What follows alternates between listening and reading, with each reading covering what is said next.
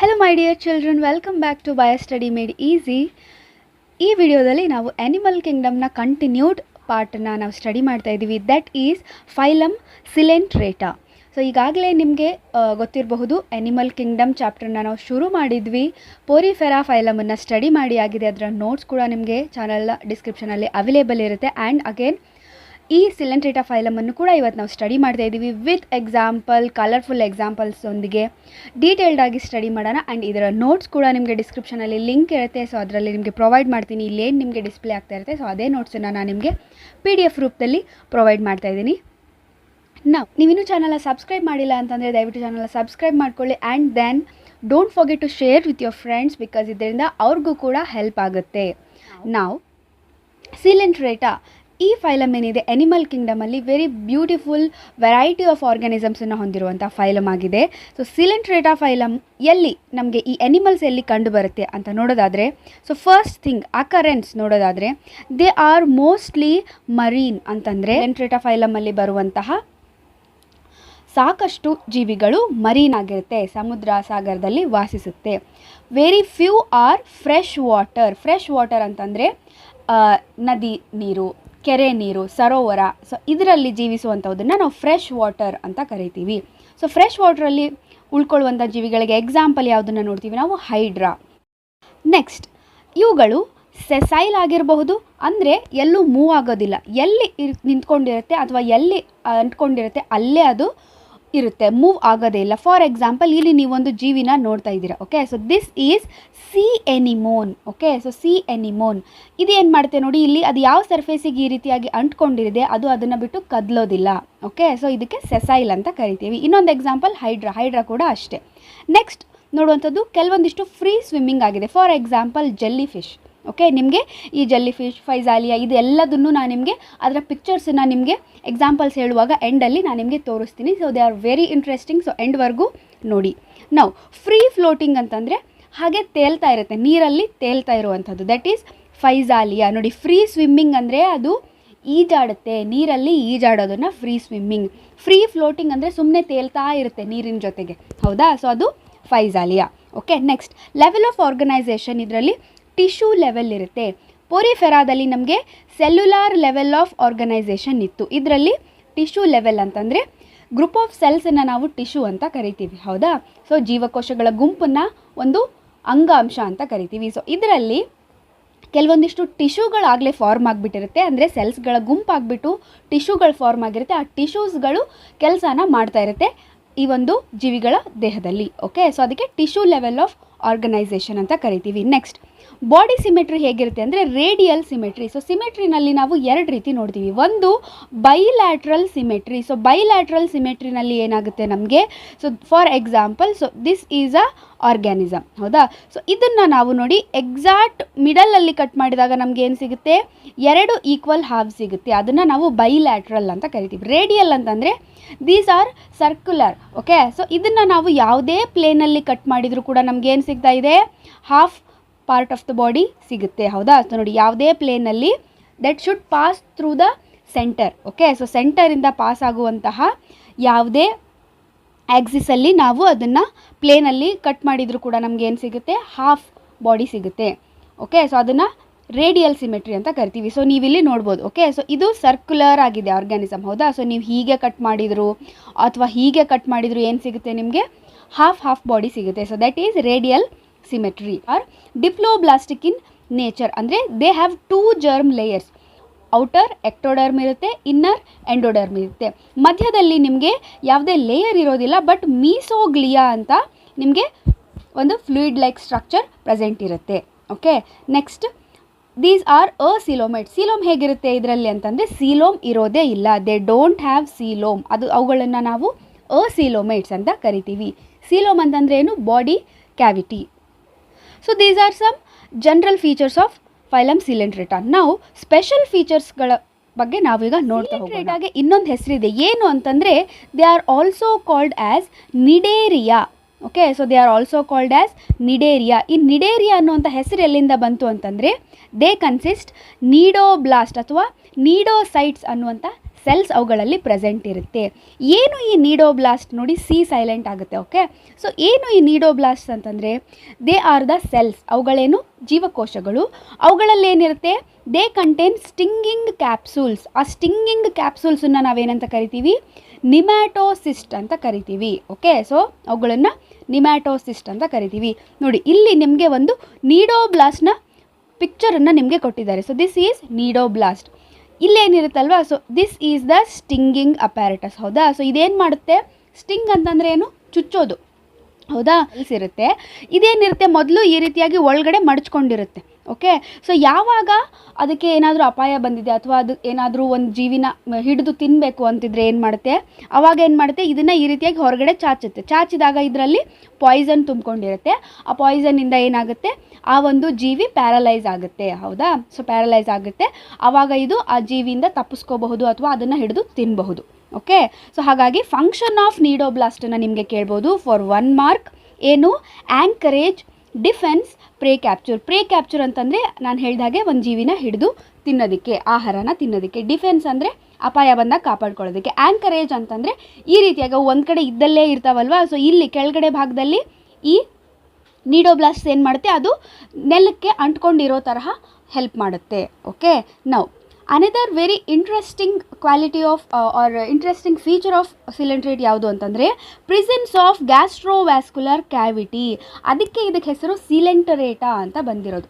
Okay, so ಸಿಲೆಂಟ್ರೇಟಾಗಿ ಹೆಸರು ಬಂದಿರೋದೇ ಅದರ ದೇಹದೊಳಗಡೆ ಒಂದು ಗ್ಯಾಸ್ಟ್ರೋವ್ಯಾಸ್ಕ್ಯುಲರ್ ಕ್ಯಾವಿಟಿ ಇರುತ್ತೆ. ಫಾರ್ ಎಕ್ಸಾಂಪಲ್ ನಿಮಗೆ ಇಲ್ಲಿ ನೋಡ್ತಾ ಇದ್ದೀರಲ್ವ, ಸೊ ಇದೆ ಈ ಜೀವಿಯನ್ನು ನಾವಿಲ್ಲಿ ನಿಮಗೆ ತೋರಿಸೋದಾದರೆ, so it is like this. ಹೌದಾ, ಸೊ ಸುತ್ತಲೂ ಏನಿರುತ್ತೆ, ಇವುಗಳೇನಿವು ಟೆಂಟಕಲ್ಸ್ ಇದು. ಹೌದಾ, ಇದು ಅದರ ಬಾಡಿ.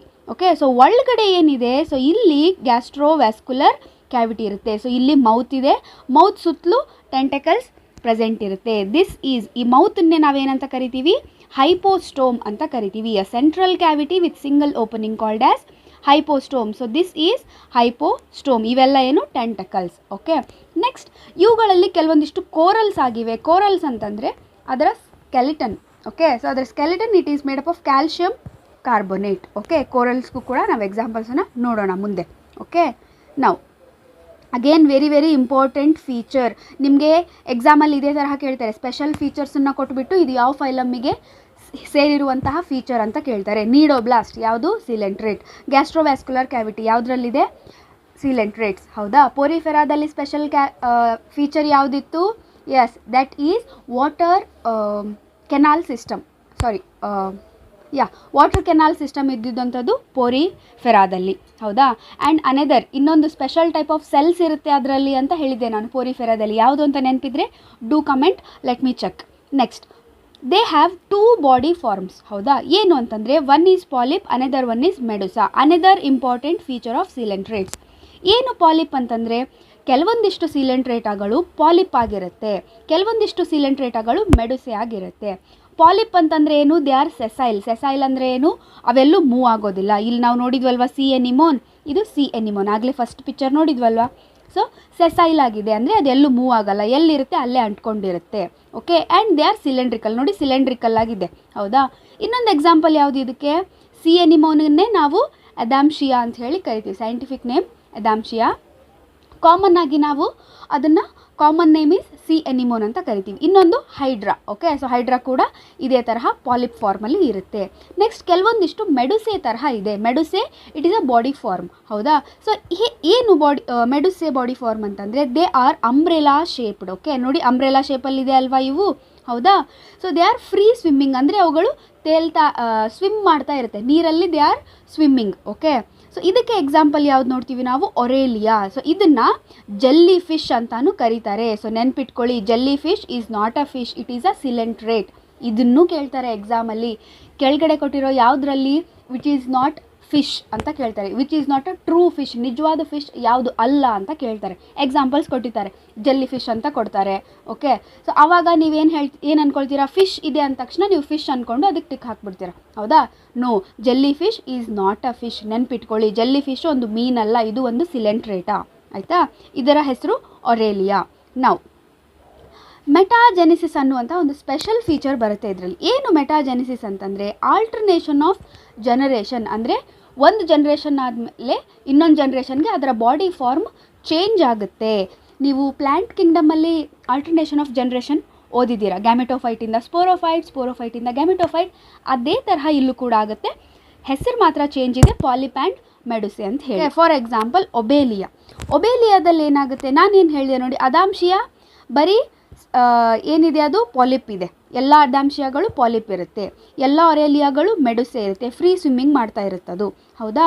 ಮೆಟಾಜೆನಿಸಿಸಲ್ಲಿ ಏನಾಗುತ್ತೆ, ಒಂದೇ ಜೀವಿ ಫಸ್ಟು ಅದು ಪಾಲಿಪ್ ಇರುತ್ತೆ, ಓಕೆ. ಸೊ ಅಂದರೆ ಒಂದು ಕಡೆ ನಿಂತ್ಕೊಂಡಿರುತ್ತೆ, ಆಮೇಲೆ ಏನು ಮಾಡುತ್ತೆ ಅದು ಅಸೆಕ್ಷುವಲ್ ರಿಪ್ರೊಡಕ್ಷನ್ ಮಾಡಿಬಿಟ್ಟು ಮೆಡುಸೆ ತರಹ ಇರುವಂತಹ ಜೀವಿನ ಅದು ಪ್ರೊಡ್ಯೂಸ್ ಮಾಡುತ್ತೆ. ಮೆಡುಸೆ ಏನು ಮಾಡುತ್ತೆ, ಅದು ಫ್ರೀಯಾಗಿ ಸ್ವಿಮ್ ಮಾಡುತ್ತದು, ಹೌದಾ. ಮೆಡುಸೆಗಳು ಫ್ರೀಯಾಗಿ ಸ್ವಿಮ್ ಮಾಡುತ್ತೆ.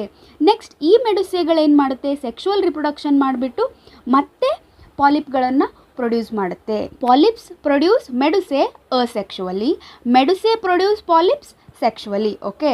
ಒಬೇಲಿಯಾ ನೋಡಿ, ಎಕ್ಸಾಂಪಲನ್ನು ನಿಮಗೆ ವಿತ್ ಪಿಕ್ಚರ್ ನಿಮಗೆ ಹೇಳ್ತೀನಿ ನೋಡಿ. ಒಬೇಲಿಯಾನೇ, ಇದು ಒಬೇಲಿಯಾನೇ, ಇದು ಒಬೇಲಿಯಾನೇ. ಇಲ್ಲಿರುವಂಥ ಒಬೇಲಿಯಾ ಯಾವ ಫಾರ್ಮಲ್ಲಿದೆ, ಪಾಲಿಪ್ ಫಾರ್ಮ್, ಹೌದಾ. ಸೊ ಈ ಪಾಲಿಪ್ ಫಾರ್ಮಲ್ಲಿ ನೋಡಿ ನಿಮಗೆ ಈ ರೀತಿಯಾಗಿ ಏನು ಮಾಡುತ್ತೆ, ಅದು ಬಡ್ಸ್ಅನ್ನು ಅಥವಾ ಈ ರೀತಿಯಾಗಿ ಸ್ಟ್ರಕ್ಚರ್ಸನ್ನು ಫಾರ್ಮ್ ಮಾಡಿ ಏನು ಮಾಡುತ್ತೆ, ಹೊರಗಡೆ ಬಿಡುತ್ತೆ. ಇವುಗಳೇ ಹೊರಗಡೆ ಬಂದಮೇಲೆ ಏನಾಗ್ತವವು, ಫ್ರೀ ಸ್ವಿಮ್ಮಿಂಗ್ ಮಾಡ್ತಾ ಏನಾಗುತ್ತೆ, they are the medusae, okay. So ಅವು ಮೆಡುಸೆಗಳಲ್ಲಿ ನೋಡಿ ಈ ರೀತಿಯಾಗಿ ಗೊನ್ಯಾಡ್ಸ್ ಇದೆ, ಅಂದರೆ ಮೇಲ್ ಮತ್ತು ಫೀಮೇಲ್ ರಿಪ್ರೊಡಕ್ಟಿವ್ ಆರ್ಗನ್ಸ್ ಇರುತ್ತೆ. ಅವುಗಳೇನು ಮಾಡುತ್ತೆ, ಸ್ಪರ್ಮನ್ನು ಪ್ರೊಡ್ಯೂಸ್ ಮಾಡುತ್ತೆ, ಎಗ್ಗನ್ನು ಪ್ರೊಡ್ಯೂಸ್ ಮಾಡುತ್ತೆ ನೀರಲ್ಲಿನೇ, ಹೌದಾ. ಸೊ ಆ ನೀರಲ್ಲಿನೇ ಏನಾಗುತ್ತೆ, ಸ್ಪರ್ಮ್ ಮತ್ತು ಎಗ್ ಕೂಡ್ಕೊಂಡ್ಬಿಟ್ಟು ಝೈಗೋಟ್ ಫಾರ್ಮ್ ಆಗುತ್ತೆ. ಈ ಝೈಗೋಟ್ ಇದ್ದಿದ್ದು ಲಾರ್ವಾ ಆಗುತ್ತೆ. ಈ ಲಾರ್ವಾ ಬೆಳೀತಾ ಏನು ಮಾಡುತ್ತೆ, ಹೋಗಿ ನೆಲದಲ್ಲಿ ಹೋಗಿ ಇವಾಗ ಅಂಟ್ಕೊಳ್ಳುತ್ತೆ. ನೆಲಕ್ಕೆ ಹೋಗಿ, ನೆಲ ಅಂತಂದರೆ ಭೂಮಿ ಮೇಲಿರೋ ನೆಲ ಅಲ್ಲ, ಸಮುದ್ರದ ಆಳದಲ್ಲಿರೋ ನೆಲ, ಅಲ್ಲೂ ಕೂಡ ನೆಲ ಇರುತ್ತೆ, ಹೌದಾ. ಸೊ ಅಲ್ಲಿ ಅಂಟ್ಕೊಂಡ್ಮೇಲೆ ಏನಾಗುತ್ತೆ, ನೆಕ್ಸ್ಟ್ ಅಲ್ಲಿ ಈ ರೀತಿಯಾಗಿ ಅದು ಪಾಲಿಪ್ ಆಗಿ ಬೆಳೆಯುತ್ತೆ, ಹೌದಾ. ಮೆಡುಸೆಯಿಂದ ಸೆಕ್ಷುವಲ್ ರಿಪ್ರೊಡಕ್ಷನ್ ಆಗಿಬಿಟ್ಟು ಪಾಲಿಪ್ಪಿಂದ ಅಸೆಕ್ಷುವಲ್ ರಿಪ್ರೊಡಕ್ಷನ್ ಆಗಿಬಿಟ್ಟು ಮೆಡುಸೆ, ಹೌದಾ. ಸೊ ಇದು ಒಬೇಲಿಯಾ, ಇದೆಲ್ಲ ಈ ಜೀವಿನೂ ಒಬೇಲಿಯಾನೇ, ಈ ಜೀವಿನೂ ಒಬೇಲಿಯಾನೇ, ಓಕೆ. ಸೊ ನಿಮಗೆ ಎಕ್ಸಾಮಲ್ಲಿ ಕೇಳಬಹುದು, ಯಾವ ಆರ್ಗ್ಯಾನಿಸಮ್ ಬೋತ್ ಬಾಡಿ ಫಾರ್ಮ್ಸನ್ನು ಎಕ್ಸಿಬಿಟ್ ಮಾಡ್ತಾ ಇದೆ, ದಟ್ ಈಸ್ ಪಾಲಿಪ್, ಮೆಡುಸೆ, ಯಾವುದು ಒಬೇಲಿಯಾ. ಅಥವಾ ಯಾವ ಆರ್ಗ್ಯಾನಿಸಮ್ ಮೆಟಾಜೆನಿಸಿಸನ್ನು ತೋರಿಸ್ತಾ ಇದೆ, ಒಬೇಲಿಯಾ. ಅಥವಾ ವಾಟ್ ಈಸ್ ಮೆಟಾಜೆನಿಸಿಸ್ ಅಂದರೆ ಏನು ಅಂತ ನಿಮಗೆ ಕೇಳ್ಬೋದು. ಸೊ ನಿಮಗೆ ಗೊತ್ತಿರಬೇಕು, ಈ ಕಾನ್ಸೆಪ್ಟನ್ನು ನೀವು ನೋಟ್ ಮಾಡ್ಕೊಳ್ಳಿ. Now so we'll move to the examples now. Examples are very very important in animal kingdom because ನಿಮಗೆ ಎಕ್ಸಾಂಪಲ್ಸ್ ಮೇಲೆ ಮ್ಯಾಚ್ ದ ಫಾಲೋವಿಂಗ್ ಕೇಳ್ತಾರೆ, and then fill in the blanks or even MCQ questions ಹೆಚ್ಚಾಗಿ ನಿಮಗೆ ಇದ್ರ ಮೇಲೇ ಕೇಳ್ತಾರೆ. ಅಥವಾ ನಿಮಗೆ 2-3 ಮಾರ್ಕ್ಸಲ್ಲೂ ಕೂಡ ನಿಮಗೆ ಕೇಳೋ ಚಾನ್ಸಸ್ ಇರುತ್ತೆ ಎಕ್ಸಾಂಪಲ್ಸನ್ನು. ದಟ್ಸ್ ವೈ ಕರೆಕ್ಟಾಗಿ ನೋಡ್ಕೊಳ್ಳಿ. ಫೈಜಾಲಿಯಾ, ಇದನ್ನು ಪೋರ್ಚುಗೀಸ್ ಮ್ಯಾನ್ ಆಫ್ ವಾರ್ ಅಂತ ಕರೀತಾರೆ. ಸೊ ಇಲ್ಲಿ ನೀವು ನೋಡ್ತಾ ಇದ್ದೀರಲ್ವ, ಸೊ ದಿಸ್ ಈಸ್ ಫೈಜಾಲಿಯಾ. ಯಾಕೆ ಇದನ್ನು ಪೋರ್ಚುಗೀಸ್ ಮ್ಯಾನ್ ಆಫ್ ವಾರ್ ಅಂತ ಕರೀತಾರಂದರೆ, ಪೋರ್ಚುಗೀಸ್ ವಾರ್ ಸಿಚುವೇಷನಲ್ಲಿ ಅವರು ಸಮುದ್ರದಲ್ಲಿ ಅವರ ಶಿಪ್ಸ್ ಯಾವ ತರಹ ಕಾಣ್ತಿತ್ತಂದರೆ ಈ ರೀತಿಯಾಗಿ ಬ್ಲೂ ಕಲರ್ ಇದೇ ತರಹ ಕಾಣಿಸ್ತಾ ಇದ್ವು ಅಂತೆ. ಇದು ಕೂಡ ಮೇಲೆ ತೇಲ್ತಾ ಇದೆ ಅಲ್ವಾ. ಸೊ ಹಾಗಾಗಿ ನಮಗೆ ಇದು ಪೋರ್ಚುಗೀಸ್ ಮ್ಯಾನ್ ಆಫ್ ವಾರ್ ಅಂತ ಅದಕ್ಕೆ ಹೆಸರು ಕೊಟ್ಟರು, ದಟ್ ಈಸ್ ಫೈಜಾಲಿಯಾ. ನೆಕ್ಸ್ಟ್ ಅದಾಂಶಿಯಾಗೆ ಸಿ ಎನಿಮೋನ್ ಅಂತ ಕರಿತೀವಿ, ನೀವು ಆಗಲೇ ನೋಡಿದ್ವಿ. ನೆಕ್ಸ್ಟ್ ಪೆನಾಟುಲಾ ಅಂತಂದರೆ ಸಿ ಪೆನ್ ಅಂತ ಕರಿತೀವಿ. ಸೊ ದಿಸ್ ಒನ್, ಹೌದಾ. ಹಿಂದಿನ ಕಾಲದಲ್ಲೆಲ್ಲ ಈ ಗರಿಗಳಿಂದ ಪೆನ್ ತರಹ ಬಳಸ್ತಿದ್ರಲ್ವ, ಸೊ ಅದೇ ತರಹ ಇಲ್ವಾ ಇದು, that's why sea pen. Next ಗಾರ್ಗೋನಿಯಾನ ಸಿ ಫ್ಯಾನ್ ಅಂತ ಕರೀತಾರೆ. ನೋಡಿ ಇದೊಂದು ರೀತಿ ಫ್ಯಾನ್ ತರಹ ಇದೆ ಅಲ್ವಾ, ಫ್ಯಾನ್ ಹಿಡ್ಕೊಂಡು ಬೀಸ್ಕೋತಾರಲ್ವ ಹುಡುಗಿರು, ಫ್ಯಾನ್ ಬೀಸ್ಕೊಳ್ಳೋ ತರಹ ಚೈನೀಸ್ ಅವರೆಲ್ಲ, ಸೊ ಅದೇ ತರಹ ಇದೆ ಅಲ್ವಾ. So sea fan. ನೆಕ್ಸ್ಟ್ ಮಿಯಾಂಡ್ರಿಯಾ, this is a brain coral. ನೋಡಿ ಇದು ಬ್ರೇನ್ ಶೇಪಲ್ಲಿದೆ and it is a coral. ಇದರ ಸ್ಕೆಲೆಟನ್ ನಿಮ್ಗೆ ಏನು ಗಟ್ಟಿದು ಕಾಣ್ತಾ ಇದೆಯಲ್ಲ, so this is made up of calcium carbonate, okay. So ಇದು ಕೋರಲ್, ಬ್ರೇನ್ ಶೇಪಲ್ಲಿರೋದ್ರಿಂದ ಬ್ರೇನ್ ಕೋರಲ್ ಅಂತ ಕರೀತಾರೆ. ನೋಡಿ ನಾನು ನಿಮಗೆ ಜೆಲ್ಲಿ ಫಿಶ್ ಅನ್ನಲ್ವಾ, so these are jellyfish. ನೋಡಿ ಯಾವ ರೀತಿಯಾಗಿ ಅವು ಫ್ರೀ ಸ್ವಿಮ್ಮಿಂಗ್ ಮಾಡ್ತಾ ಇದೆ.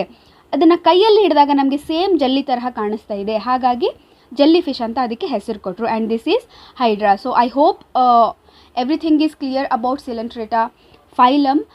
ಏನಾದರೂ ಡೌಟ್ಸ್ ಇತ್ತು ಅಂತಂದರೆ do comment in the comment section, I'll try to answer. And happy learning my dear students. And video ಹೇಗೆ ಅನ್ನಿಸ್ತು ಅಂತ ಪ್ಲೀಸ್ ಕಮೆಂಟ್ ಮಾಡಿ ತಿಳಿಸಿ.